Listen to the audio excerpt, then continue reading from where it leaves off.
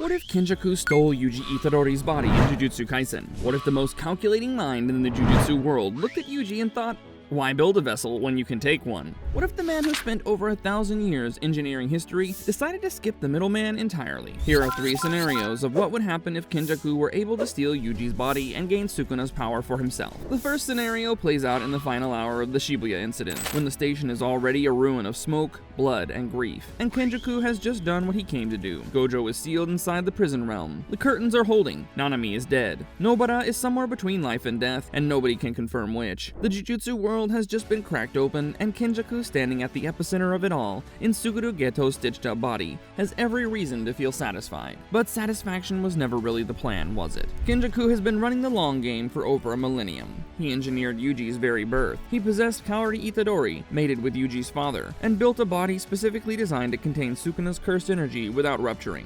He did all of that to create the perfect vessel, and now the vessel is right here, battered and emotionally destroyed from fighting Mahito for hours, with 15 of Sukuna's fingers already absorbed and humming through his veins. So what stops Kenjaku from simply taking what he built? In this timeline, nothing does. He waits until Yuji has finished breaking Mahito into nothing. He lets the boy burn every last drop of his cursed energy in that fight, because a depleted Yuji is a Yuji who cannot resist what comes next. The moment Yuji staggers and Todo is out of commission, Kenjaku makes his move. The brain transfer happens before Yuji even registers what is touching him. One moment Yuji Itadori is there, furious and grief-stricken and already thinking about how to get Gojo back. The next moment, the lights behind those brown eyes have changed. Now picture what Kenjaku has access to. 15 fingers, a body purpose-built to not only contain that level of cursed energy, but to keep absorbing more. Yuji's own pink lightning is the abnormal capacity for black flash that came from his soul being so finely tuned to Sukuna's frequency. And layered beneath all of it, Kenjaku's own 1,000 years of accumulated technique knowledge. He still has Geto's cursed spirit manipulation locked in his brain as muscle memory from years of inhabiting that body. He has the anti-gravity reversal he stole from Kaori Itadori, and now he's wearing Yuji's skin too, which means the body recognizes the technique like a homecoming. The remaining sorcerers at Shibuya have no idea. They're too busy surviving. By the time anyone looks at Yuji closely enough to notice something is fundamentally different about the way he carries himself, it's too late. Kenjaku uses those days after Shibuya not to celebrate, but to consolidate. He collects the remaining Sukuna fingers with terrifying efficiency, feeding them to himself one by one, without the near-death convulsions Yuji experienced.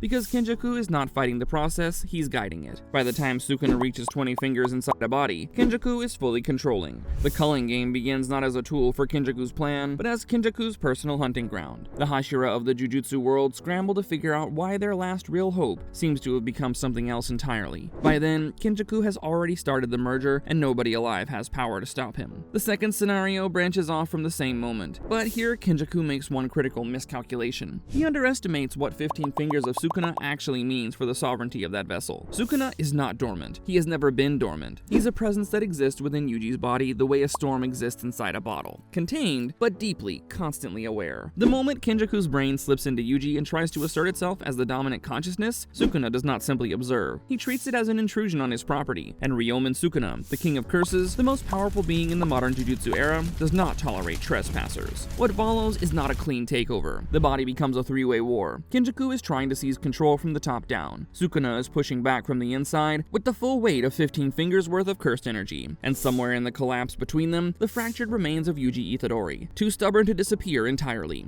From the outside world, the aftermath of Shibuya gets stranger and more terrifying by the hour. The sorcerers who survived start receiving reports of something moving through Tokyo that looks like Yuji, sounds like Yuji, but is destroying everything it encounters with a chaotic combination of techniques that should not be able to coexist. Kenjaku's maximum Uzumaki, compressing every absorbed curse into a single detonating mass of energy, fires off alongside raw Sukuna-level slashes that cleave buildings in half. Two geniuses in one body fighting for the wheel, and the collateral damage of their argument is measured in city blocks. Megumi figures it out first. He's spent enough time around both Yuji and Kenjaku to recognize that what is wearing Yuji's face is neither of them fully.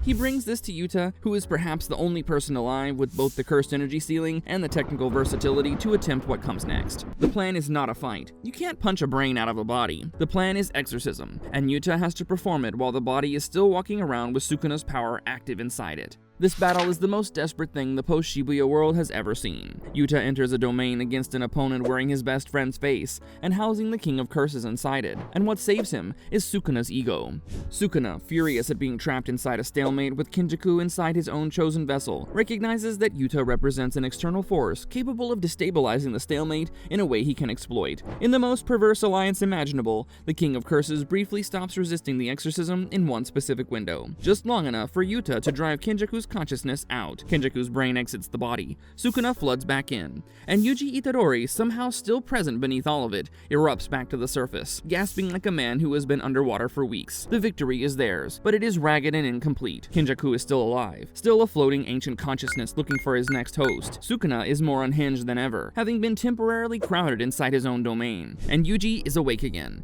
but fractured in ways that will take a long time to understand. The third scenario is the one that truly changes everything, and it happens not during Shibuya, but deeper into the story, during the culling game itself, when Kenjaku is at his most confident and Yuji is at his most vulnerable. By this point, the culling game is in full swing. Colonies are active across Japan. Reincarnated ancient sorcerers are tearing through the modern world like they've been waiting 1,000 years for this, which most of them have. Gojo is still sealed. The conservative higher-ups are no help. Yuji and Megumi are navigating colony after colony, trying to pull people out of the game, while the cursed energy accumulation Kenjaku needs for the Tengen merger ticks upward with every death, and Kenjaku himself is operating freely, already having absorbed Mahito and added idol transfiguration to his arsenal, watching his millennium of preparation finally bloom into something real. This is where Kenjaku does something nobody sees coming. He doesn't try to steal Yuji's body. He manipulates Yuji into a position where the body offers itself. He engineers a scenario during one of the colony battles where Yuji, fighting alone, is overwhelmed by a reincarnated sorcerer of Kenjaku's choosing, someone powerful enough to push Yuji to the absolute edge, to force Sukuna toward the surface. When Sukuna takes partial control and devastates the threat, the aftermath leaves Yuji in the worst possible state, semi-consciousness, Sukuna retreating inside, cursed energy nearly spent, and completely alone. Kenjaku arrives looking like help. He has Geto's face, he has Geto's voice, and Yuji, in those few disoriented seconds between Sukuna's withdrawal and full lucidity, does not resist fast enough. The transplant is complete before Yuji can fight back. What makes this timeline the darkest of the three is that it's the cleanest. There's no internal war this time. Kenjaku picked his moment with the patience of someone alive for over 1,000 years,